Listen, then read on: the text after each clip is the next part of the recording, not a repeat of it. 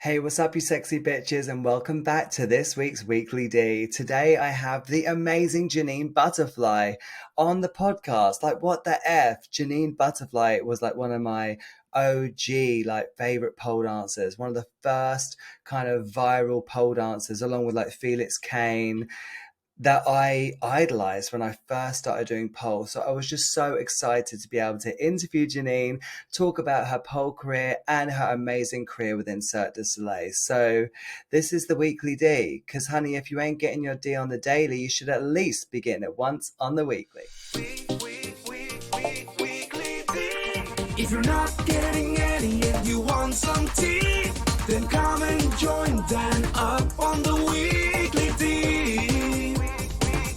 It's the Weekly D. Jenyne, thank you for coming onto my podcast. It's such an honor to have you on my podcast. You are one of my original pole idols, like one of the first people that I idolized in the pole world. So it's just such an honor to have you on my podcast. How are you doing? I'm doing excellent. Thank you. It's nice to be here. Good. Um, we've got so much that we want to talk about, but I want to get kick-started with just kind of like an intro so that people can be like, know who you are, where you're from, what you do. I mean, if you don't know who Jenyne is, I mean, you're living under a rock. But just in case there's anyone who doesn't know who Jenyne is, can you just give us a brief overview of who Jenyne Butterfly is? Okay, so I am an aerialist specializing in pole artistry. And I've been doing that for 21 years. And I started with it as a hobby when I was 18, when it wasn't actually a thing.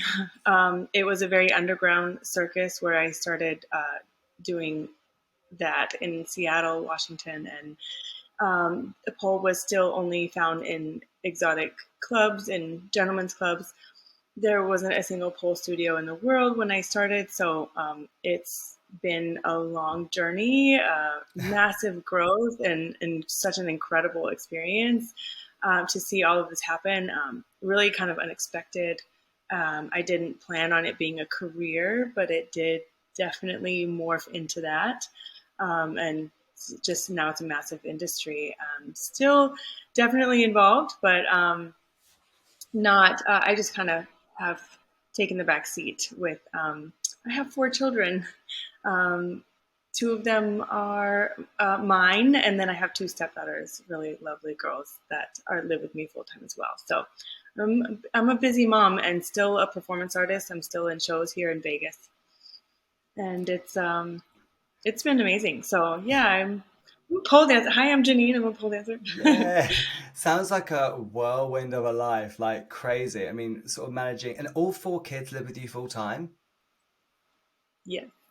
And Angel was the little one that I met, and Angel was like, so I think I actually saw you post a status say that you were buying car insurance for him. Did I read that correctly? Is that for Angel or is that for another child? That is for my stepdaughter. Oh my Yeah, no, God, thank God. I was he has like, there is grown. no way. No, he's not there yet. He is actually taller than my shoulder and wearing my shoes. He's pretty big now, but only 8, so not Right. driving. I was like, wait, hold on a second. I was like, I'm sure time hasn't skipped by that quickly. But then I was like, well, it was quite a long time ago that I was in Vegas, so maybe. Okay, fine. Yes, if you want to feel old real quick, just have a child or be around a child because they sprout like so quickly. And Yeah, everyone says that, but it really it's I, because it's true. I can only imagine. So, when you first started pole dancing 21 years ago, and how long did you wait until you started doing it as like a full time? How many years have you been doing it now as a full time career? It was I started at 18 and it was really a hobby. I was continuing with college and training for 3 years. Um, it just kind of, I started doing pole first. That's the first thing that I discovered. And then speaking with random people about how much I loved this new hobby that I found, and was self teaching because there wasn't a place that you could take lessons. So I just went and bought one after becoming obsessed with watching a pole dancer in a strip club. Gymnastics had been taken out of my life a little bit too soon, and I missed it, which I think had a big influence on my desire to do it, to try it. So that probably ended up being a good thing, even though I was really mad at my parents for doing that. So I was really longing for some sort of activity that was similar to how much fun gymnastics was as a child. So I just went and bought one. I put it in my house. I was teaching myself. And then shortly after talking to someone about that, they said, hey, do you know that there's a place that you can try the flying trapeze? And I didn't even really think about doing any aerial stuff. I don't even remember going to the circus as a child at all. And I thought, oh, that sounds really cool. That's right up my alley. I'm definitely going to try that too. So I started doing aerial stuff in the warehouse with a bunch of hippies, and I learned, hoop and silks and trapeze and rope all at the same time, because I went to a couple classes, and then she said, would you like to join our group of performing women? We're 9 women and we perform around Seattle. And since I had started pole just prior to that, I had built up some strength, and the classes, it just kind of came a little bit easy to me. So I think that she just asked me to join, and I jumped into rehearsals and learned all the apparatus at the same time. And really, and it wasn't, at the time, it was still just really underground, like I said, and there wasn't a lot of people doing it. So they were anxious to get me on stage with them, and I was eager, loved it, fell in love right away. And I think it really helped, like, goes hand in hand, training aerial and pole stuff. The pole is grounded, obviously.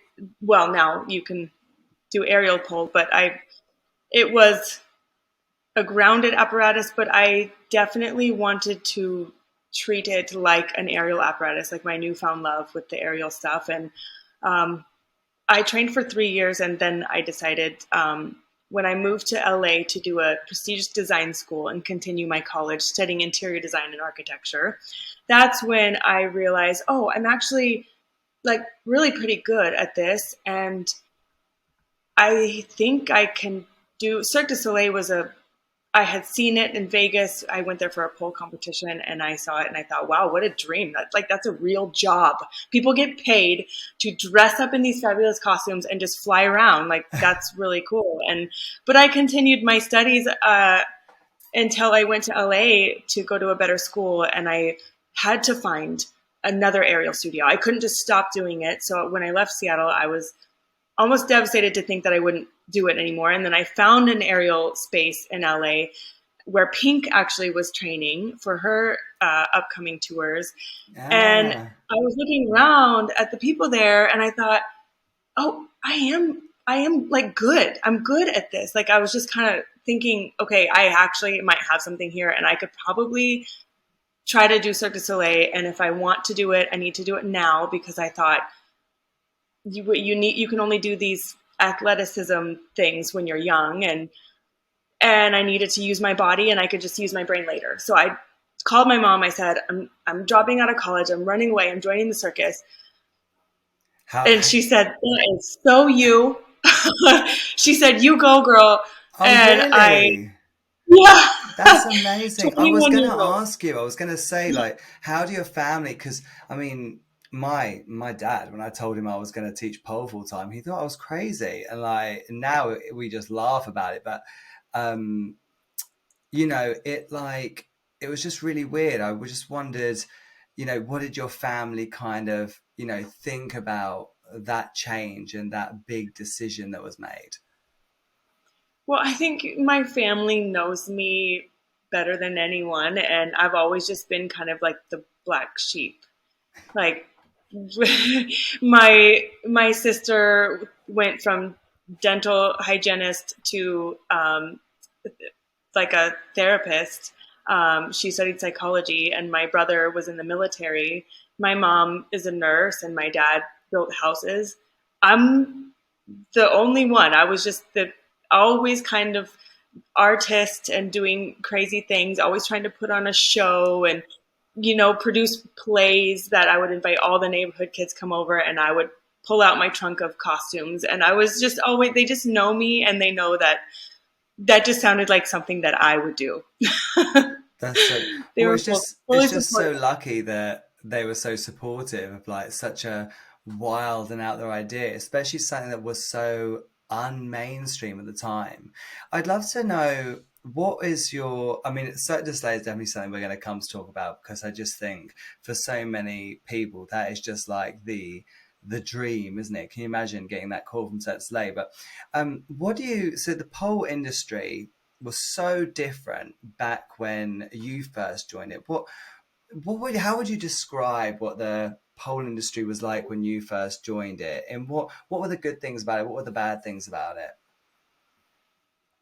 Um, I think the the positive and the negative still apply. I think it's still similar today. It's just it's accelerated. Back then, it was um, very new. It was new and it was exciting. I think for some people, it was more exciting that it was taboo. Um, I think it it kind of became a fight for a little while to establish what we were creating and get it credited and just have people accept and understand that it was becoming more of an art form and that it wasn't the apparatus, that it was the way that you used it. And just kind of, I think with any new dance form, I mean, people didn't accept flamenco or tango when it first came out.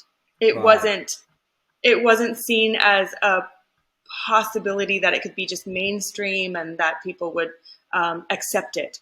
And so I think that that's with any new thing. And people then wanted to get kind of, I guess, they wanted to jump on board with something that they could see as being popular and something that could grow. And people just were very passionate about it.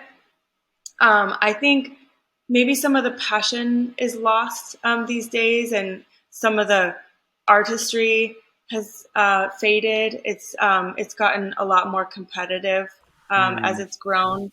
Um, when competitions first started happening, I was resistant because all I wanted to do was perform and didn't really think that it should be as an art form that it shouldn't be.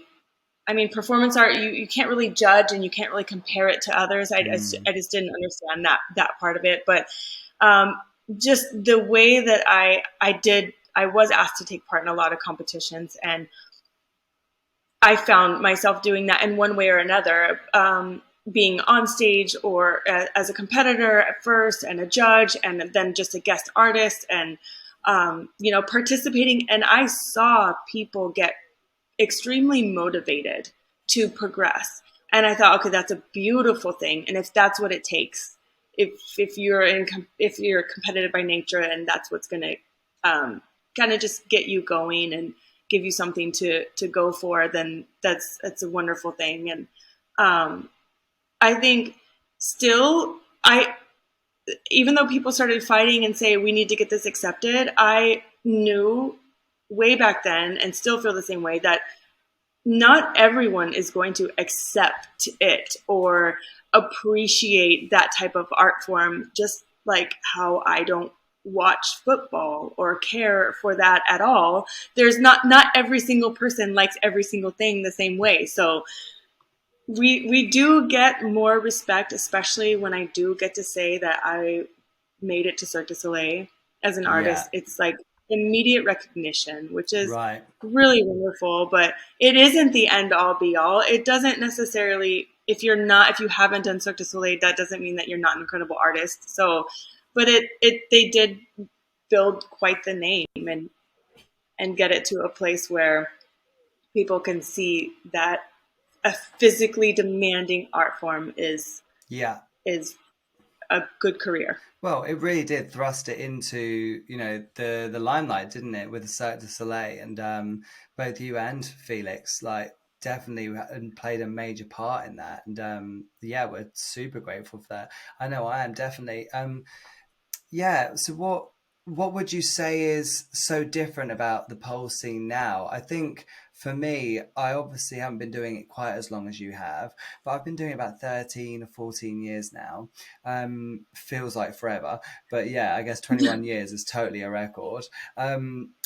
But yeah, like what I think for me, it just feels different in the sense that the community doesn't feel like a community anymore. I feel like Oh, we're yeah. very much like separated into groups. Mm. Whereas when we first started, I remember like I always tell people like there was workshops and stuff with you or with Felix coming to the UK, and people used to travel from all over the UK to meet up at these workshops and events, and Mhm. we were just obsessed. But now people Mhm. are like, "Oh, there's a workshop. Where is it?" I'm like, "Oh, it's an hour away." They're like, "Oh, an hour? That's so far." I'm like, "Bitch, we used to travel 3 hours to go and train with Jenyne Yes. Butterfly. Get your butt in this car now. We're going to the workshops."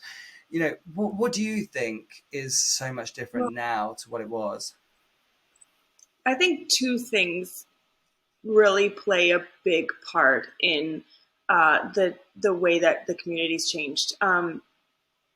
And one of them is like a it's like a blessing and a curse at the same time, and that would be Instagram, You think? because the way that we used to share our art form was YouTube, and it would people had a longer attention span and would Mm, actually watch full videos and be fully invested in the whole piece. And I think uh, Instagram came out, and it was you just would get lost in yeah, it. All the videos were really short, which made people's attention span also really short. Names would get lost. We would try. Um, it just that was just one thing that was like good. It could reach more people, and you could organize and save and work with videos and tricks that you wanted to do or that you like to do. And that was kind of like a good and a bad thing. And then there was also the pandemic that put a halt on all of us traveling around and actually meeting in person and gathering and being international friends where we would actually see. I mean, I think Ona and I are like 7 countries in now where we've actually gone around the world and been at the same events in several different countries and got to get to know each other and got really close. And it's like not very many people are doing that anymore. We're not. It's it's definitely changed things. I think a lot of people just have to kind of connect online mm. more. But do you But think yeah, you and Ona would do that if it wasn't for you working? Like, if you weren't working at these events, do you think you would still travel and meet up with these friends? um, there's also one thing that has kind of kept me home and busy, and that's my children. Of So course. I am living a different lifestyle. Um, and with everything being accessible here in Vegas, I've been able to maintain a successful career in show business and not go anywhere. Yeah. So So yeah, lucky. signing a contract with Cirque du Soleil, you're very limited in your days off, and it's not they I was only excused to go to maybe 2 events in the whole 5 years that I was in that one contract. So that also for me, the being contracted kind of stuck somewhere, Mm. and then that allowed for me to buy a house, get a dog, have a baby, kind of just settle down. So Yeah, for for me sure. personally, I don't really know a whole lot of what's going on out there in the world, because I've just kind of been more recluse, I guess. You're lost in your Vegas bubble. Do you ever get that feeling? Like I've always noticed like the Vegas like bubble, like people in Vegas, they've got their Vegas shows and they're very consumed by their contracts and stuff. Do you feel that Vegas bubble effect? It is a fabulous bubble, and This looks amazing to me from the it outside. It is. does. It It looks is. so awesome. We're very blessed here for sure. Just as far as like our lifestyle and the how the people are that are here, and the housing situation, everything is just kind of wonderful. So I I do get to travel only a couple times a year, and then I do feel grateful to come back and come home to here. There's Mm. constant opportunity. Um, it's I haven't really felt like I'm stuck here. I still feel like I choose to be here and lucky for everything. Yeah, yeah, for sure. I love Vegas because it's just like it seems like just such a free and fun place.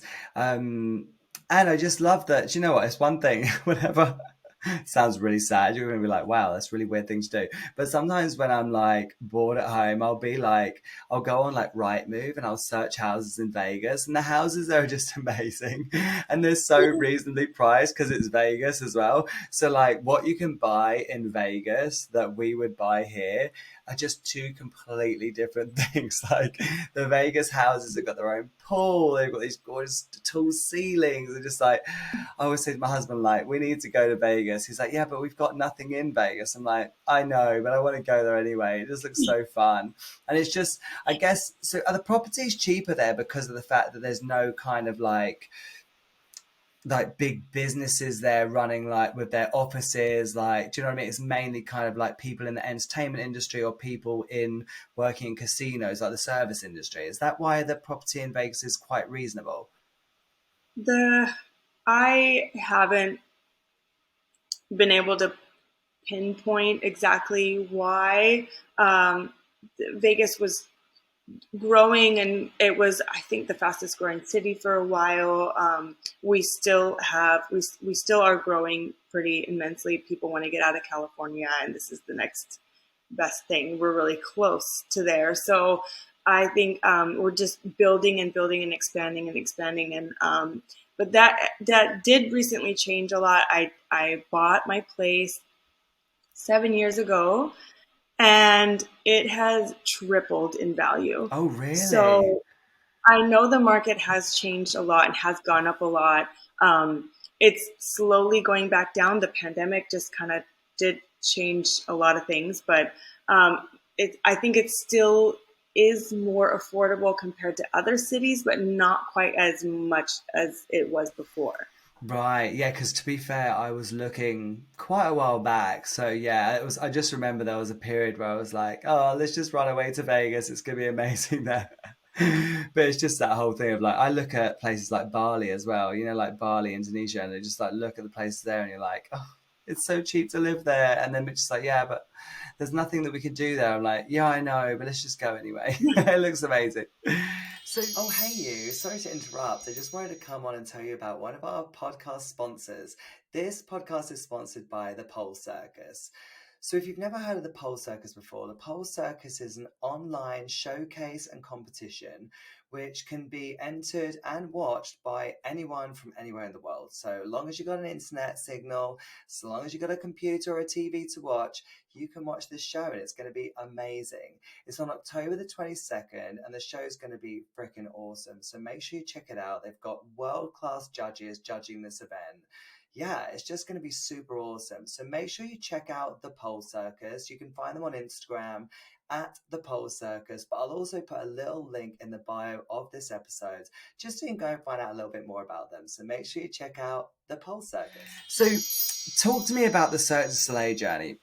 So when did they call you, or do you like, how does it work? Like, do you have to Oh my God. audition or?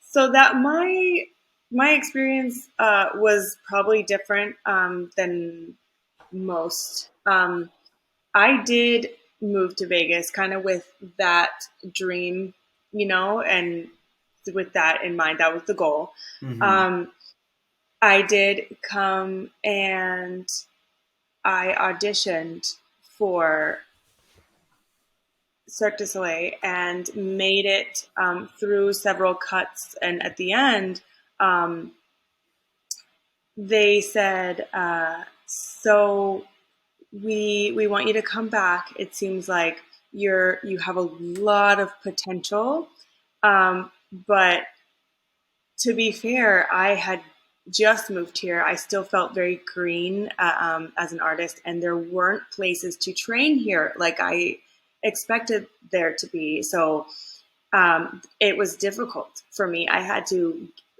pay $800 a month to get a key to a pole and yoga studio where I could hang an apparatus.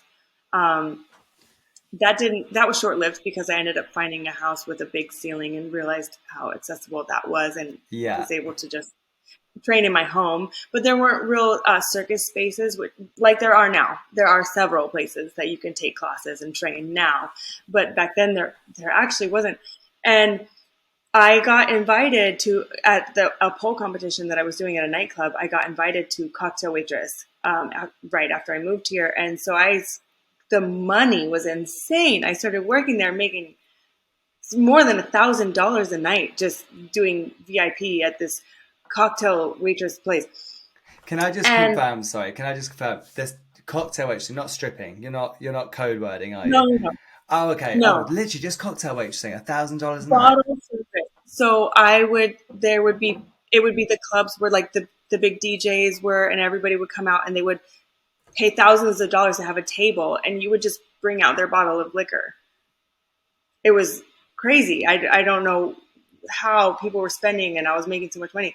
But the problem is, I would be done at like 5 o'clock in the morning, Hmm. and then I would just want to sleep all day. And then, every week we would have to bring in a guest list of 10 girls. So I would be constantly have to be, and then you'd have outings. So on your nights not working, they'd make you go out to another nightclub and socialize. Like you're very involved in the scene, Wow. and it was taken away from my training. I was just money and fabulousness, this life, this like crazy parties all the time, and hanging out with celebrities, and things. And I thought, I have sold my soul.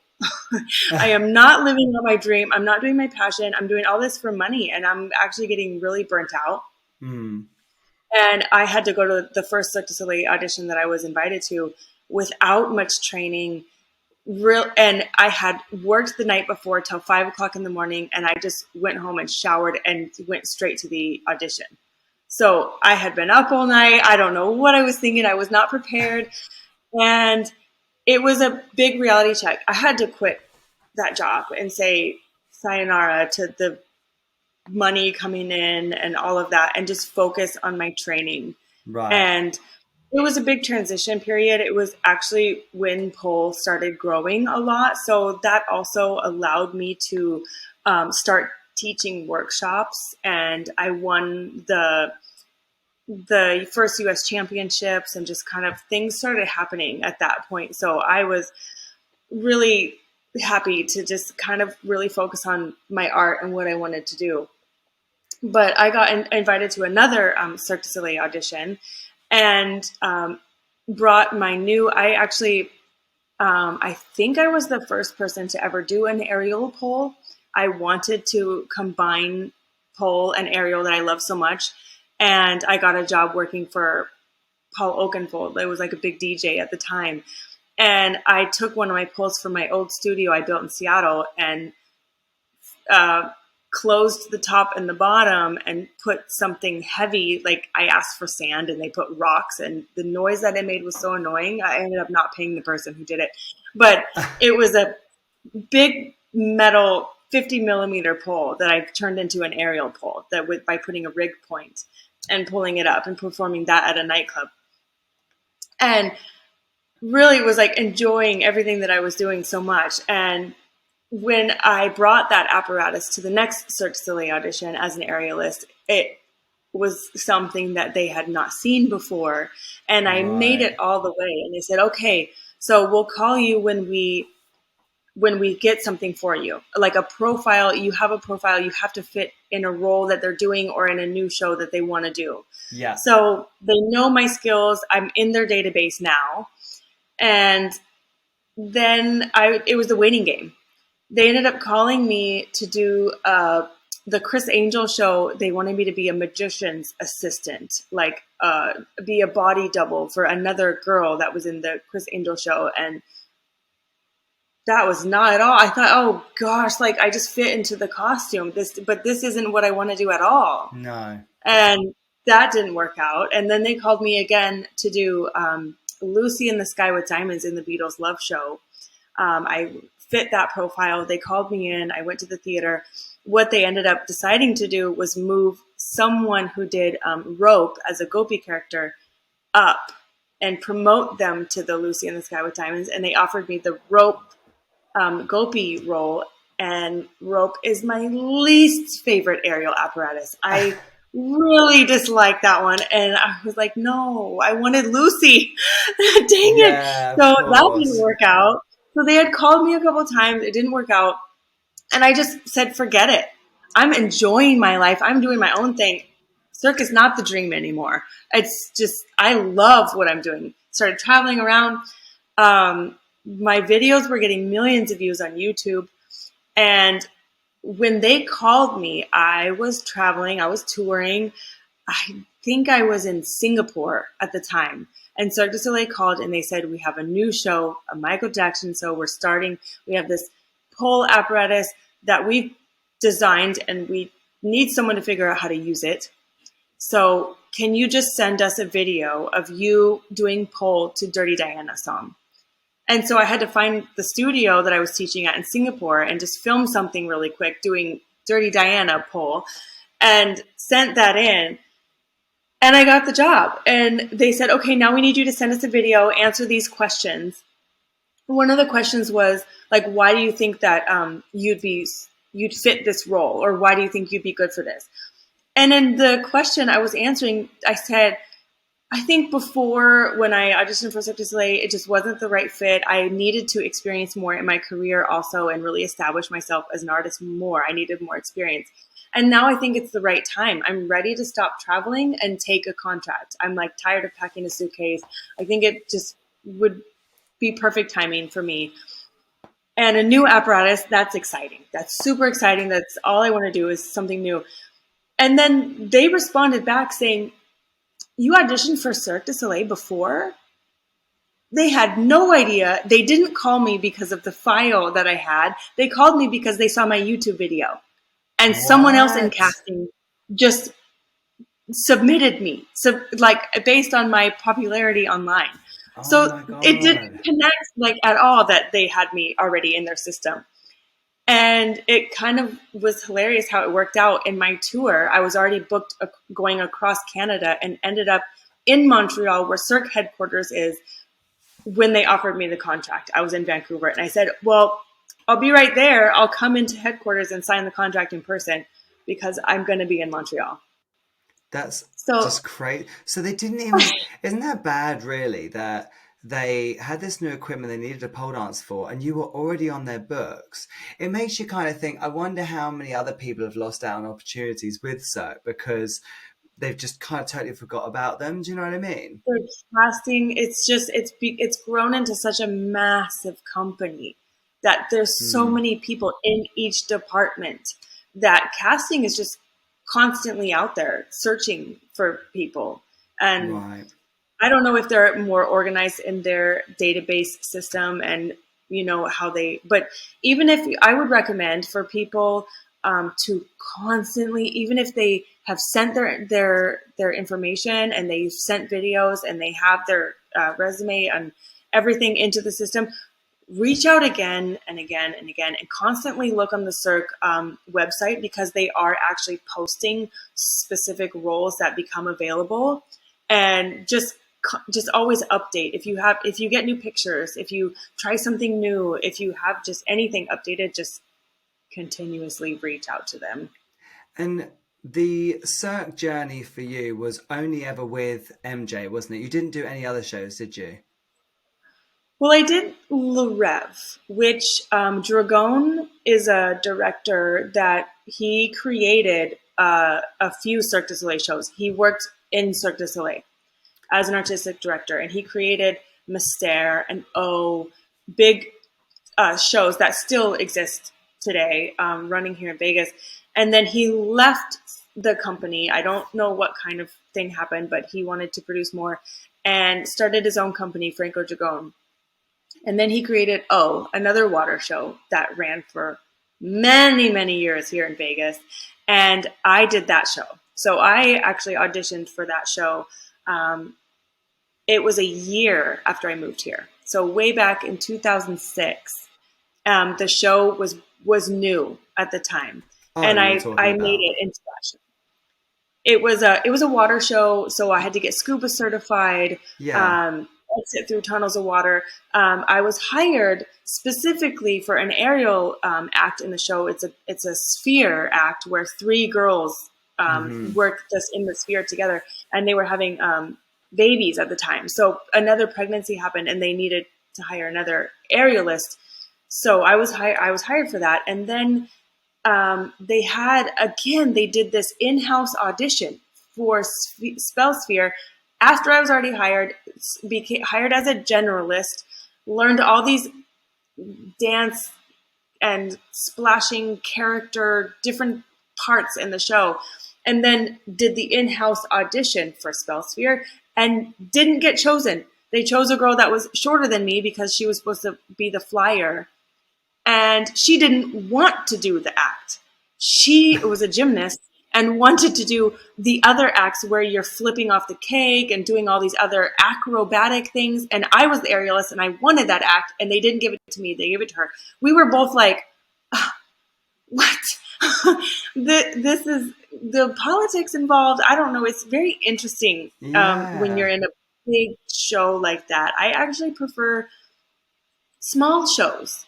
I've had better luck, I guess, doing small or one-offs than in the Cirque company. That it's just so fabulous. You are very spoiled. You do get massages and performance medicine, always taking care of your body, and it's a wonderful job. But if you just want to do something specific as an artist, Right. um, unless they buy your act, or Uh-huh. like I was very fortunate to do the Dirty Diana act because they brought me in and they needed someone to figure out the apparatus, and I loved the apparatus. That was the It spiral, was wasn't it? It was like a pole and the then a the, spiral. the curved pole, yes. So not like an aerial spiral that you see, but a curved pole that Yeah, looked like it had been stretched. So just a that was it. slight curve in it. Yeah. Yeah, so it I wasn't loved like it, that. yeah, because I remember it was like, didn't it come onto the stage? Or was it like there was a bike at the front and then the pole was on the back of this thing, and then they kind of like That brought was it. That was a separate pole. They did have a pole on a bike, I an ice remember. cream cart that we get. That was just for the finale for the Right, so that I okay. could keep going. You know, because But it yeah, was so long ago that I came and watched. You know, when you just remember like little bits, feels like I remember there being a pole on the bike. But yeah, I remember it was like, yeah, like I said, kind of like, so for anyone listening to this, if you've ever seen an aerial spiral, it's not like that in the sense that it's quite a wide spiral. It's like your normal pole, but imagine it's just been like warped a little bit into a tiny bit of a slightly. spiral. So it's quite interesting and different. So I quite like that. So are you still in contract with them now? Are you still working with them or? So I left the show after 5 years, and you offered a new contract each year. You renew or not. So after 5 years, that was when I the schedule. My son was just about to go to kindergarten, and I thought I'm not going to see him at all.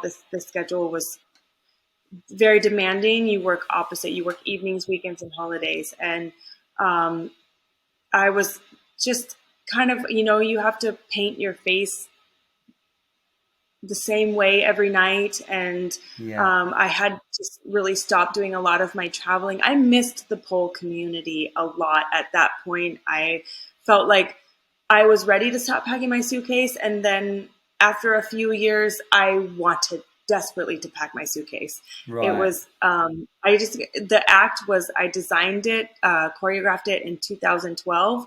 And then for 5 years was doing 2012 choreography, just the same twice a night, every night. And I did get a little bit just kind of burnt Bored. out on that and wanted to do new things. I started producing shows again here in Vegas and doing things that I needed to be an artist again. Right. I thought if Cirque du Soleil could just hire me to design acts and figure out new apparatus and then train someone doing it, and then I could move on to the next new one, that would be my dream job. That would be incredible, because pushing limits and being free with movement, the whole initial like freestyle and creating the choreography, that's my forte. Mm. And just kind of discovering what's capable, what we're capable of, Yeah. um, is definitely, that's what I would prefer to be doing. So I did leave. My husband stayed. He's been dancing there 10 years now. I Yes. did it for five. I left for five. I have been performing in a show here in Vegas. I thought, oh, it's been 20 years of being a performance artist. I'm just ready to hang up my hat and just be a mom or go back to school or do something else. I don't know. I have another 20-year career ahead of me. I don't know what it is yet. And I just thought, okay, I'm done. And then a friend called. She runs a show here that's an all-female show where the dancers are showgirls, and they have a pole and aerial silks track that's like a kind of like a guest spot. You come in and you do a pole act, and then you come in later in the show and you do an aerial silks like cameo almost. And I thought, okay, I went and saw the show, and the call time, it's one show a night, and I can wear whatever I want, do whatever I want on stage, my hair and makeup, whatever I want, whatever I choose to do. The call time was, I cook dinner for my kids, I put them to bed, then I run off and do a show really quick, and the pay was good. I thought, okay, I'm not done. I'm going to do that. That sounds like the perfect job, and I love my castmates. I love being there. That actually is kind of a dream job also. It's just been such a great experience performing occasionally. It's not a full time. I'm like a swing. I do 2 regular nights a week there right now. Oh, so Um, you're still working there at the moment. What's the I'm show still called? performing. That's it's called Fantasy. Fancy. Nice. Hmm. So do And it's right you? next door, actually. Oh, it's next to Cirque du Soleil. It's next to the Mandalay Bay. It's the next resort. It's right next door. So Ah, okay, awesome. And do you think that Cirque du Soleil is something you'll ever go back to, or is it something that you feel you've maybe experienced, you're done with it, you're happy with how it went, but you wouldn't go back? I would I would love to create another new act for Cirque. I still feel like, surprisingly, my body feels great. I coach every weekend at the Shine Alternative Fitness here in Vegas, Hmm. and I still train in my home and I still perform, and I do feel like great. My body is not broken. It still is functioning. I still am still growing, actually. And that's the thing about pole, is there's so many beautiful things about it, and one of the, you can learn something new every single day. You can create or do something. You make progress every time that you're up and you're doing it and you're on it. And I'm still motivated to be there, and nothing that I've had ideas for that would be my next career makes my heart sing like being a pole dancer or aerialist. So Yeah. I would love to create a new act for Cirque du Soleil, but it's kind of funny that you're asking that going back, because last weekend I had the opportunity. Cirque du Soleil, the artistic director, called me and asked me to come back to MJ1 and get on the curve pole and just to kind of see how it feels because they might need a swing right now. And Right. for me, it was a blast going and getting on the curve pole again. I did miss her. I call it the shiny red Corvette of pole because it's just, I mean, she's fun, like for sure. And I did miss it. And there isn't any other one in the world. I'd like to have one at home, but I haven't had one made. And I got to go back and play on her again last weekend. And I'm waiting to see if they offer me some kind of contract right now where I can just do it sometimes. Right, That's I kind of, see. Okay. So it would it just would be work like really well for me. it would just be like as and when they need you kind of thing, rather than every show kind of thing.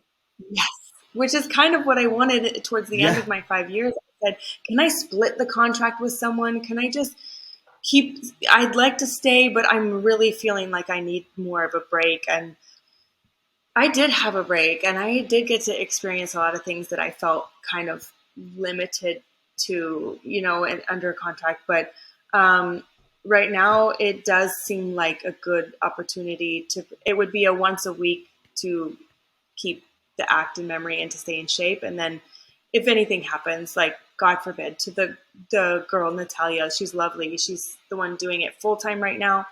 Um, so I would just back her up if something happens. But just kind of going in once a week and performing occasionally, Would be doing it again, awesome. I'm pretty open to that. So we'll see what the offer sounds like, and if it is something that happens, I'll let you know.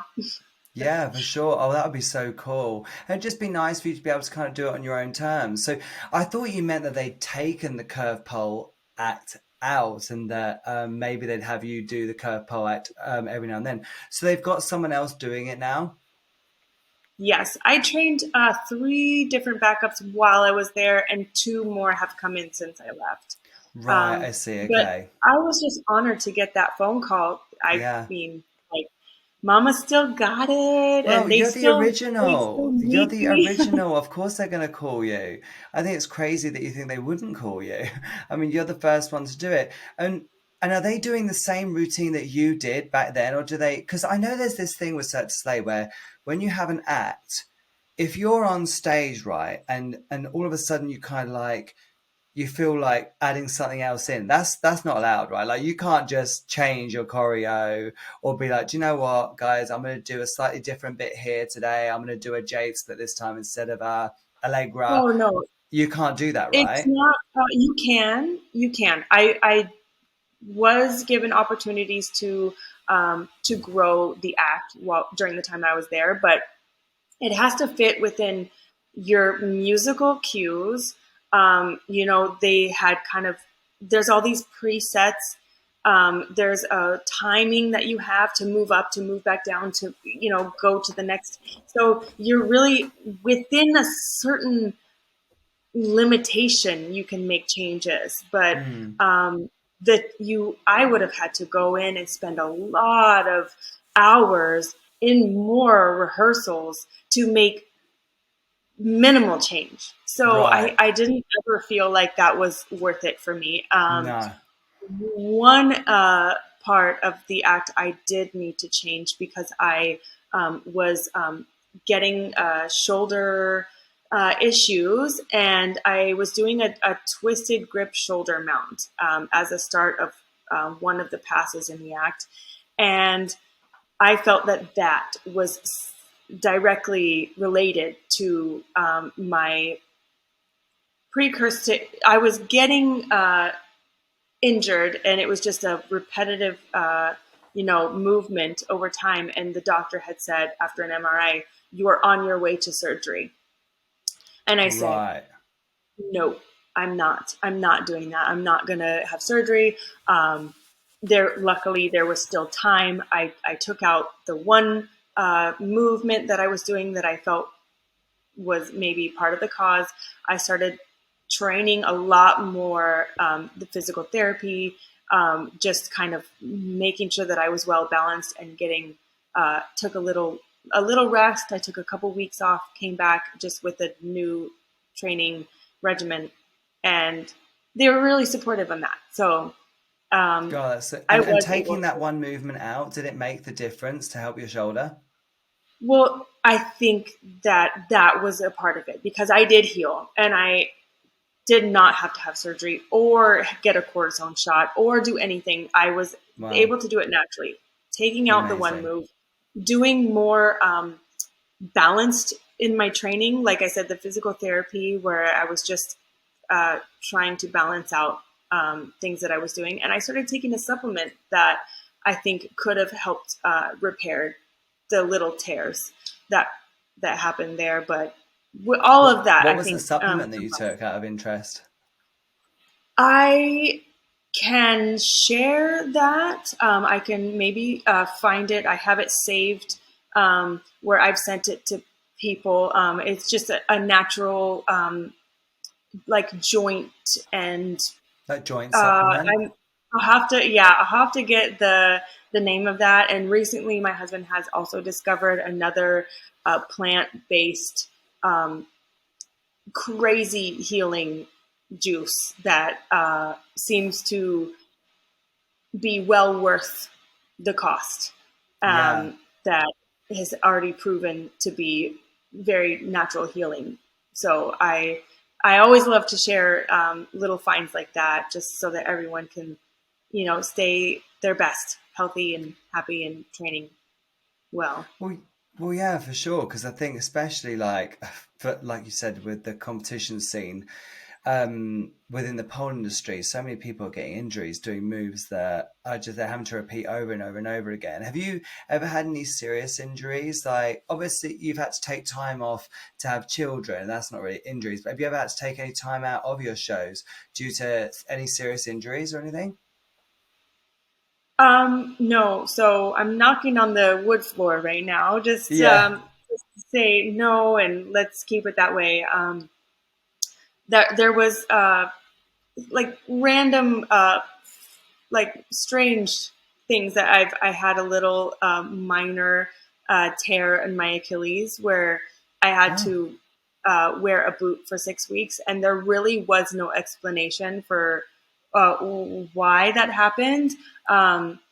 So, so I think it was actually just a Charlie horse in my calf, and it happened because I stepped on a piece of glass, and then it happened right before I had to put on my Dirty Diana heels and run out and do the act. And so I think I have no idea how that actually happened, but that was a kind of a nothing, a silly thing that happened. yeah. How It wasn't, random. yeah, it was nothing to do with, training intensely or falling or, I feel like I have angels, um, with everything that I've done and put my body through and all of that. But smart training, eating healthy, making sure that you get sleep and you're doing your repair, rehab, rest, the Hmm. hydration. So many things I think come into play with it. But um, because of how my career started, because I was a lot of self taught, and I had to take elements from dance, from yoga, from aerial, from this, from that, just to kind of apply it to what I was doing. I think just a balanced training. I really made it my life. I focused on it entirely. I became healthy. Everything was just to make sure that I was in peak condition to perform like I wanted to perform. So it's a lifestyle really, and Yeah. that's I was all gonna, important. I remember the last time I saw you, you were very much like healthy, training regularly. Yeah, it's like your body. I mean, your body is your temple, isn't it? And especially when you're doing a job like yours and you're performing every night and it's repetitive movements, you've got to be so careful. I mean, same for me, really. Except for I'm terrible with my diet, which is actually something I totally should get better at. But girl loves to eat, and I love to eat my food, and I don't want anyone to stop me. but but yeah, I try to look after my body the best I can, and I think we all have to really because of how much we put our bodies through. So yeah, it's good to know that you have managed to sort of like you said, you've got some angels looking over you, trying to keep you well, which is really good. And there's you've never had any accidents on stage or anything like that? So I definitely felt like I had angels at this point. There was an accident that was a complete, like, I went on autopilot and nearly risked my life at that moment. Oh, There was a time that a part of the act was me throwing myself off the top of the pole and being caught by my not backup dancers, but the dancers that kind of are a part of the act. They would catch me. So there was like yeah. 4 or 6 of them all there, and they would come out and get into the line, and they would catch me and pop me back out. So I would go to the next apparatus from there. But I think there were like 1 or 2 that were injured. Someone had a wrist thing, and someone was out, or something happened to where they cut that part of the act that night. I wasn't supposed to throw myself because they weren't going to be there to catch me, and I went on autopilot, and I threw Oh, myself off the top of the pole, just woo, ready to just be caught. And they all knew and had remembered that the catch wasn't happening. So they're just doing their thing. They get this extra freestyle moment and they're like not paying attention. I could have really destroyed my face or any part of my body, really. And I got so lucky that there were one guy, I think, noticed that I was doing the prep for the catch, and he was kind of like, "Wait, why is she still putting her legs forward to then like fly? Is she gonna just put her legs forward and come down?" And he's watching, and he knew I was going for it, and he shouted out. And another, so it was like basically him and one other guy. I kind of just like I was fortunately caught and did not hit the ground. oh, Um, so him and one, oh, so you still went for the jump? Don't wait for the drop. Just autopilot, just doing the act the same way every single night. I had forgotten that at the last minute that night they made the announcement that the Dirty Diana catch was cut, and But the I thing just is, was so but that's the thing is so. that they must know that you're going to go into autopilot. You're on stage. If you've been doing this act every day for however long, of course you're going to forget. So it's just, oh God, I bet you were so grateful for those two guys who caught you. So I went out and bought them leather jackets. I was like, so I need to get you something nice. Like you saved my life. Their character in the show, they were called tabloid junkies, and I went and I bought leather jackets and put tabloid junkies on the back and like Michael Jackson 1 logo on the jacket, just like as a souvenir and just like a Oh, you're you're a blessing. Like I oh my God. can't be more grateful for you to like be so aware and not, just you saved me. Oh God. So was it literally a face forward drop? Do you know what? It's so long ago, I can't remember. Was it Yeah. falling backwards So onto your I'm back or face hanging forward? feet down and then I put them forward and then fly out face down, just stomach down, like Oh. yeah, Oh yeah, just kind shit! of So like a flat that wouldn't have just been like fall a flat onto your back. It would have been flat onto your face on my situation. face. Yeah. Oh I God. I did witness two of my backups falling during the act. Oh One of them actually did end up with a broken nose and knocked teeth out. no. And so it's dangerous, it's dangerous what we do. It's Right. definitely like one little thing can go wrong and you're, Yeah. It's the nature of what we do, I guess. It's yeah, part of the job, yeah, isn't it? But it's wow, you've been risky. And I so think that lucky. I like to tell my students a lot, better safe than sorry, but you know, in a way, like adrenaline is such an incredible drug. It does Mm, make you stronger, faster, more aware. And I've always felt like the higher I am, the stronger I feel. And it's because you have to. You have to yeah. hang on tighter when there's no floor right there to fall back on, So I like to just be. the floor scares me. I don't want to be anywhere near the floor because Oh my that's God. what you hit. I'd rather Well, be I'm the way up opposite. there, nowhere near the floor.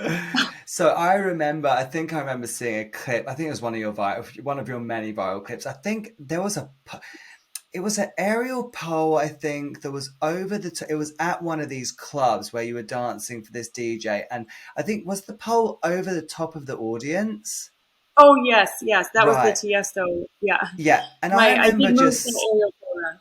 I remember just seeing how high you were and just thinking, you're so brave. You're so brave. Like, I, it's so funny. I wouldn't say I'm scared of heights because obviously I'm a pole dancer, but I wouldn't want to go that high. Oh God, it's just so high. I remember watching your video and just thinking, oh my God, she's so high. Like, what if she falls? Like, it's that whole thing. Like, what if she does fall? Well, But yeah, it's one of those things. Like, isn't that great that you've got such a trust in yourself and your ability to actually feel more confident higher up the pole?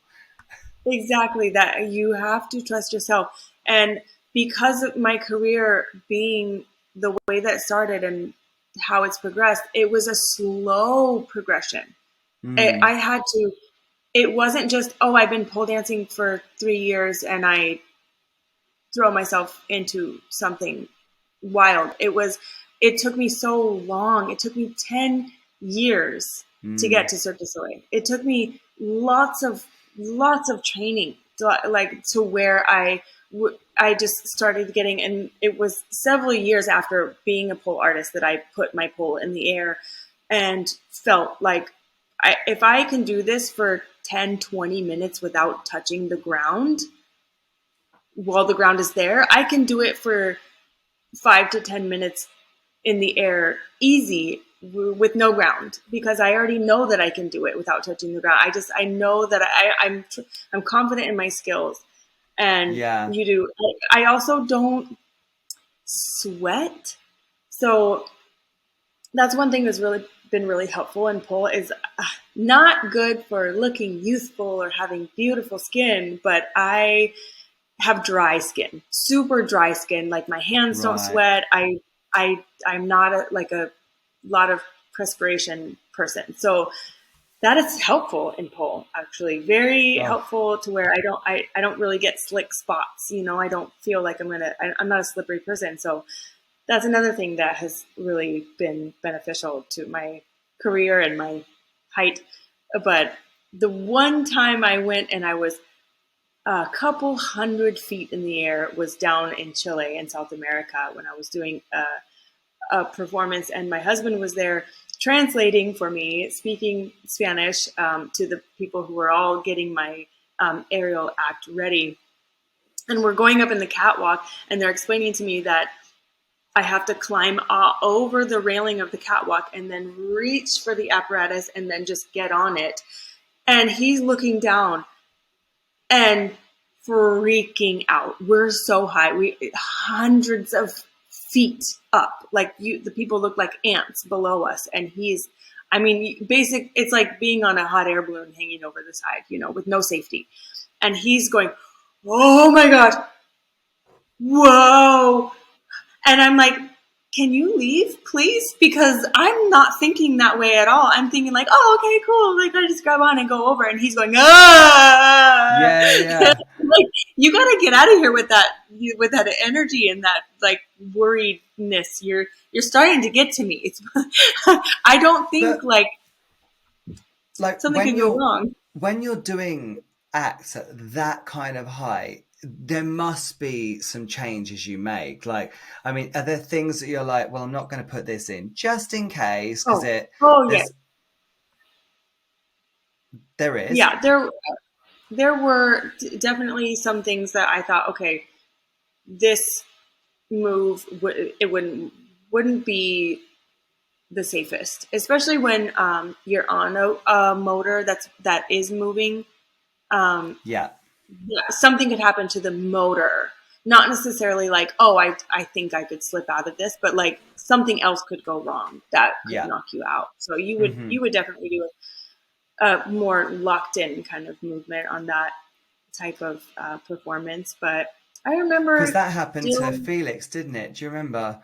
something to do with the motor went wrong and she ended up getting injured by that. You just never know what you're working with, do you? So I guess you can't always just rely on your own abilities, especially if it involves the equipment being rigged up to something slightly different or it's got a motor in Yes, it. Have you and Felix exactly. ever been in the same show? Sorry, not same show. Ever been like in Vegas at the same time? Oh yeah. Oh my gosh. Felix is one of my international friends that I've been in several different places with her. The first time we met was in Jamaica at the Yes, first the World Pole world Championships. competition.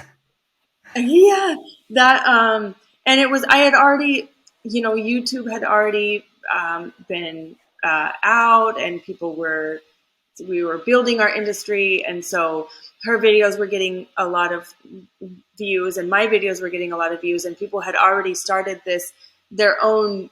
Are you a Jenyne or Felix fan, or like who's your favorite, or just kind of a weird, like we had this unforeseen rivalry for some reason that it was like you could either be Jenyne or Felix.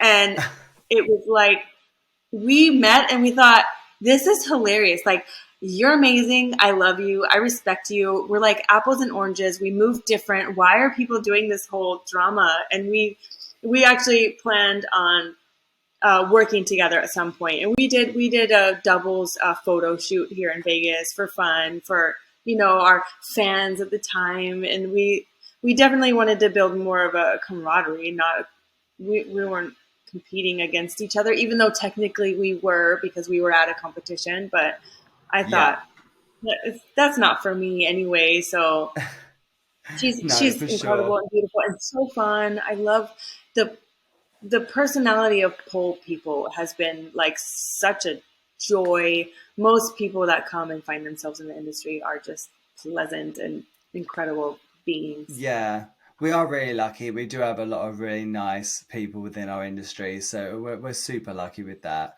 Um, Before we wrap this up, I just want to ask one question for anyone who's listening to this. They might be listening to your story because I know I listen to it and I think, wow, like what a career! Like from pole dancing and teaching yourself moves to literally working for Cirque du Soleil, one of the biggest circus companies in the world. Like, if you were to say to someone you could never really teach them how to do what you did because it was such a different time.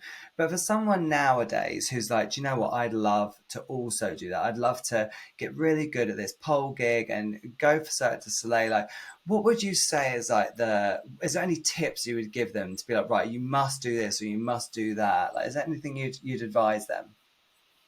So many things. But I think things that I've said, like finding a balance in your training and doing things that enhance your movement. If you're specializing on one certain act or apparatus, yes, spend hours and hours and hours doing that. You have to make it your life, but also take from other things. Go and balance your training with other types of strength and conditioning or other types of movement that will all enhance your act.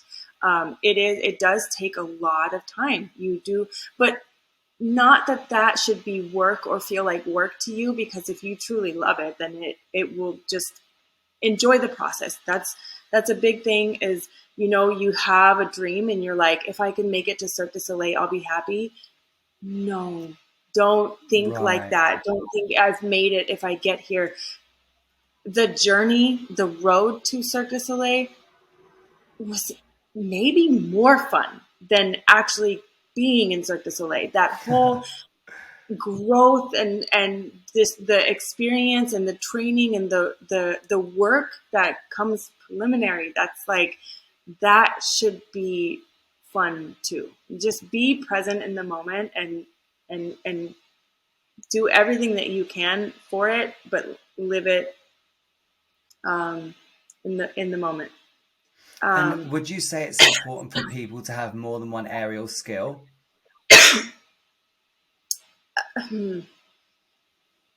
they are hiring more generalists than specialty acts, just because they'll design a show and then need you to do something else. So I think being well Right. balanced now is more important than maybe like it was back in the day.